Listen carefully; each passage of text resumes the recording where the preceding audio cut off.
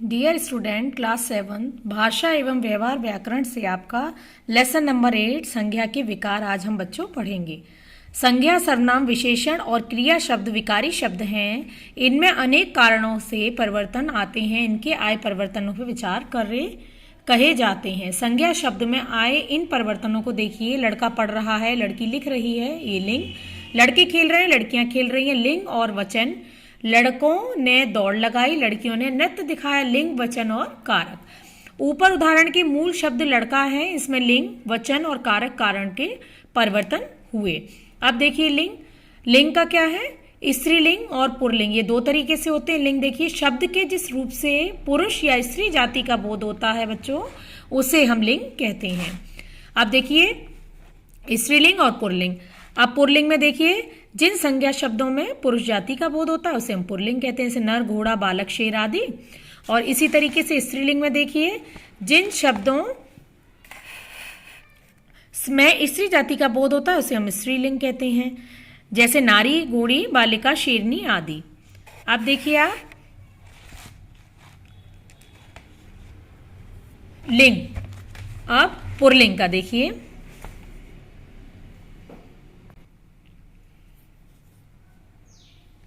Pulling का देखिए। Pulling की पहचान, ये शब्द पुल्लिंग होते हैं जो शब्द आकारांत होते हैं, जैसे बालक, शरीर, घर, सागर आदि। ऐसे भाववाचक संज्ञा शब्द जिसके अंत में ना, वा, पा, तव, पन आता हो उसे, जैसे पालन, दिखावा, बुढ़ापा, देवत, बचपन आदि। जिन शब्दों के अंत में त्र, आर, आस, आय, आव आता है, जैसे नेत्र, लोहार, मिठास, उपाय, बहाव आदि। देशों के नाम भारत, चीन, जापान, अमेरिका आदि। समुद्रों के नाम हिंद महासागर, अरब महासागर। पर्वतों के नाम हिमालय, नीलगिरी, विंध्याचल आदि। महीनों के नाम जून, अगस्त, कार्तिक, अश्विनी आदि। वृक्षों के नाम पीपल, नीम, बरगद आदि। ग्रहों के नाम सूर्य, चंद्रमा, मंगल आदि। धातुओं के नाम लोहा, सोना आदि। फलों के नाम आम, अमरूद, केला आदि। अनाजों के नाम गेहूं, जौ, चना, चावल आदि। रत्नों के नाम नीलम, पुखराज, माणिक्य आदि। तरल पदार्थ तेल, पानी, घी आदि। दिनों के नाम सोमवार, मंगल, बुध आदि। अब स्त्रीलिंग की पहचान देखिए, ये शब्द स्त्रीलिंग के होते हैं। त हटवा के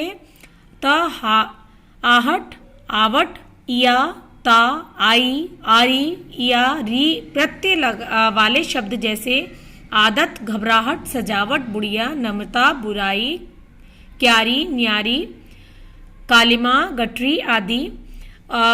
उकारांत तत्सम शब्द जैसे आयु, ऋतु, धातु, मृत्यु आदि।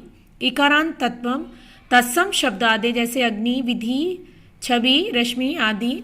आप देखिए नदियों के नाम गंगा, यमुना, सरस्वती आदि। झीलों के नाम सांभर, चिल्का, सुखना आदि। पुस्तकों के नाम रामायण, गीता, कामायनी आदि। लिपियों के नाम देवनागरी, रोमन, फारसी आदि। बोलियों के नाम राजस्थानी, हरियाणवी आदि। तिथियों के नाम पूर्णिमा, अमावस्या, प्रथमा, पंचमी आदि। भाषाओं के नाम हिंदी, अंग्रेजी, पंजाबी आदि। कुछ मुलायम व छोटी वस्तुएं रुई, रस्सी, लकड़ी आदि। कुछ समूहवाचक शब्द भाषा, मंडली, कंपनी, सेना, भीड़ आदि। सदैव पुल्लिंग शब्द जो रहते हैं, भेड़िया, खरगोश, कोआ, चीता, खटमल, उल्लू, कछुआ, बिच्छू, तोता, पक्षी आदि। सदैव जो स्त्रीलिंग शब्द रहते हैं बच्चों वो है मकड़ी, मैना, तितली, कोयल, मक्खी, छिपकली, मछली, लोमड़ी, संतान आदि। लिंग परिवर्तन के नियम हैं।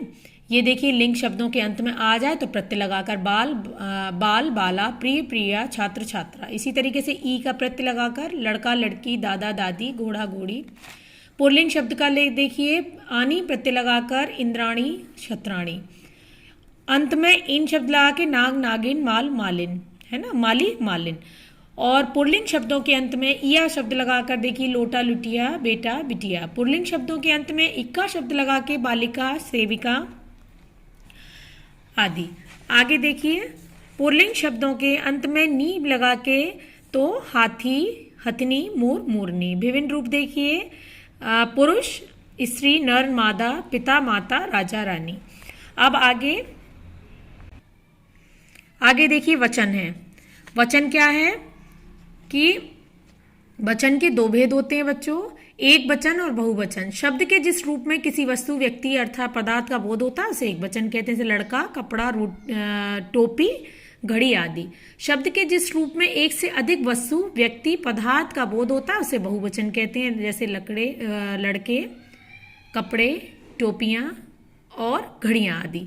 अब देखिए एक वचन बहुवचन हम जब सिंगुलर और प्लूरल्स पढ़ते हैं बच्चों, वही है एक वचन जब हम एक किसी वस्तु, व्यक्ति या आपके पदार्थ की बात करते हैं तो एक वचन, और बहुवचन जो एक से अधिक व्यक्ति या वस्तु की हम बात करते हैं उसे हम बहुवचन कहते हैं। अब देखिए आपको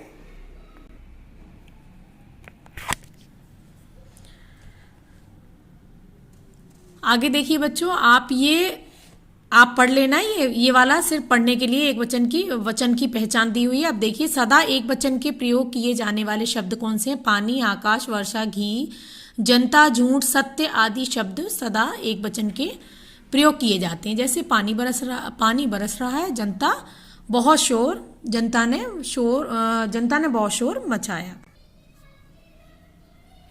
सदा बहुवचन में प्रयोग किए जाने वाले शब्द हैं आंसू, प्राण, हस्ताक्षर, दर्शन, होश आदि शब्द सदा बहुवचन में प्रयोग किए जाते हैं। उनकी आंखों से आंसू आ गए, इनके तो प्राण संकट में हैं। अब देखिए वचन परिवर्तन है। आ और ए करने से पुल्लिंग में देखिए काला, काले, गधा, गधे, घोड़ा, घोड़ी, चूहा, चूहे। आ को ए करने से स्त्रीलिंग में भैंस, भैंसें, फौज, फौजें, आंख, आंखें।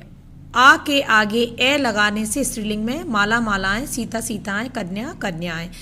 ई के आगे या लगाने से बच्चों देखिए स्त्रीलिंग में क्या? विधि, विधियां, शक्ति, शक्तियां, रीति, रीतियां। ई को इया करने से शब्दों के स्त्रीलिंग में देखिए नदी, नदियां, दासी, दासियां सॉरी सखी, सखियां, कॉपी, कॉपियां। या के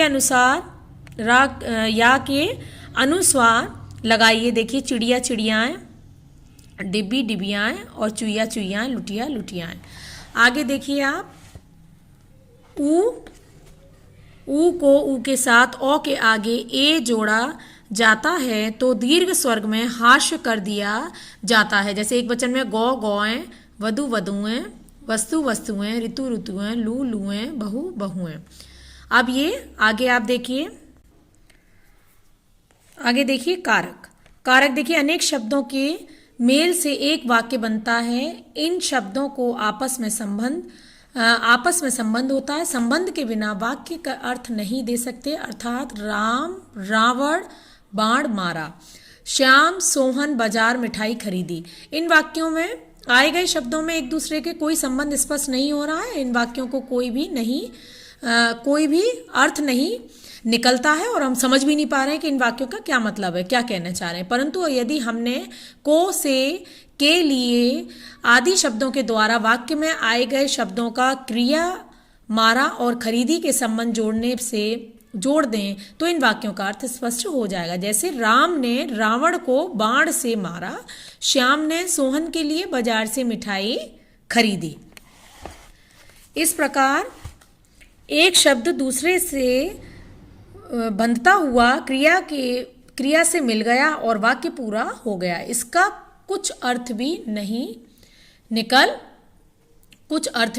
निकल आया। यह संबंध कारक और उसकी विविक्तियों के संबंध हुआ है। इसलिए कारकों का ज्ञान